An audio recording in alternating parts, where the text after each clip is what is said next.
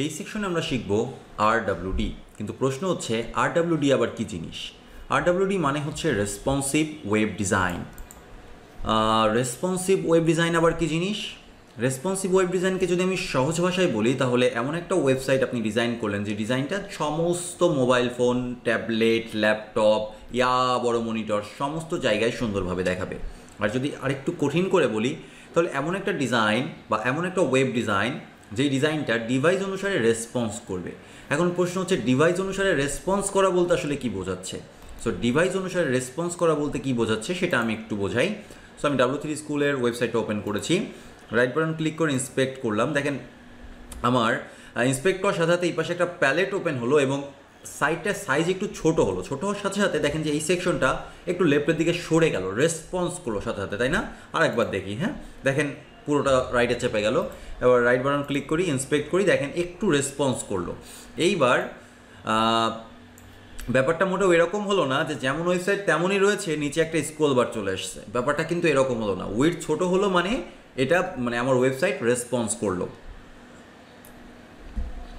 এবার আমি আমার স্ক্রিন রাইট সাইডের যে প্যালেটটা রয়েছে এটাকে আরও বড় করতে থাকি আর ওয়েবসাইটের স্ক্রিনটাকে ছোট করতে থাকি। দেখেন কি হয়, দেখেন প্রত্যেকটা জিনিস কিন্তু রেসপন্স করছে, প্রত্যেকটা এলিমেন্ট রেসপন্স করছে। এখানে খেয়াল করেন, ছোট করব, এখন খেয়াল করেন, দেখেন ওই ট্যাগটা চলে গেল, ট্যাগটার সাথে সাথে চলে গেল। তো প্রত্যেকটা জিনিস রেসপন্স করছে। কেন রেসপন্স করছে? কারণ এই ওয়েবসাইটটা রেসপন্সিভ করে তৈরি করা হয়েছে, তাই এটা রেসপন্স করছে। এবার আরও ছোট করতে থাকি, বিভিন্ন এলিমেন্ট হারিয়ে যাচ্ছে। দেখেন ভিডিওস, আরেকটু ছোট করলে ভিডিওস হারিয়ে যাচ্ছে, ভিডিওস নেই। আরও ছোট করতে থাকি, দেখেন ওয়েবসাইটের এই যে অংশটা পুরোপুরি নিচে নেমে চলে আসলো। এই অংশটা লেফটে ছিল, সেন্টারে চলে আসলো এবং পুরো একটা নতুন স্টাইলের ওয়েবসাইট তৈরি হয়ে গেল। আমার স্ক্রিন সাইজের ওপরে আমি যেই ডিভাইসটা ব্যবহার করে ওয়েবসাইটটা ভিজিট করছি, সেই স্ক্রিন সাইজের ওপরে ভিত্তি করে কি হচ্ছে, আমার ওয়েবসাইট রেসপন্স করছে। এমনটা আমাকে বলছে না যে ভাই আমার এই যে সাইজ হচ্ছে 1920 পিক্সেল বাই 180 পিক্সেল, এবার তোমার যা করা লাগে তুমি করো, স্ক্রল করো বা যা খুশি তাই করো, আমি এর থেকে ছোট হতে পারবো না। ওকে, আমার ওই যোগ্যতা নেই, আমি এর থেকে ছোট হব না, আমি আর ছোট হতে পারবো না। ব্যাপারটা কিন্তু সেরকম না। এ কি করছে, অ্যাডাপ্ট করছে।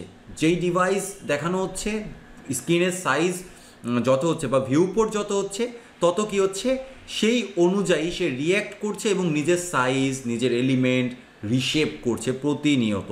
এই ধরনের ওয়েবসাইটগুলোকে বলা হয় responsive web design. Responsive web ডিজাইনের সাথে আর একটা টার্ম যুক্ত আছে, সেটা হচ্ছে মোবাইল ফার্স্ট ডিজাইন। সাধারণত কি হয়, আমরা একটা ওয়েবসাইট ডিজাইন করার সময় প্রথমে ডেস্কটপ ভার্সনটা তৈরি করি, তারপরে রেসপন্সিভ করার খাতিরে মোবাইল ভার্সনে নিয়ে আসি আস্তে আস্তে। কিন্তু মোবাইল ফার্স্ট ডিজাইন যেটা, সেটা প্রথমে মোবাইল ভার্সনের জন্য ডিজাইন করা হবে, তারপরে ডিভাইস ভেদে আস্তে আস্তে অন্যান্য ডিভাইসগুলোতে স্কেল করা হবে বা রেসপন্সিভনেস তৈরি করা হবে। এটাকে বলা হচ্ছে মোবাইল ফার্স্ট ডিজাইন। তো মোটামুটি আরডব্লিউডি বুঝে গেলাম। আরডব্লিউডি মানে যে রেসপন্সিভ ওয়েব ডিজাইন, সেটাও আমরা বুঝে গেলাম। মোবাইল ফার্স্ট ডিজাইন বুঝে গেলাম। কিন্তু এবার লাস্ট কোশ্চিন হচ্ছে, আমরা আমাদের ওয়েবসাইটে এই রেসপন্সিভ ওয়েব ডিজাইন পাবো কিভাবে? সেই কোশ্চিনের উত্তর আমরা নেক্সট লেকচারে আলোচনা করব।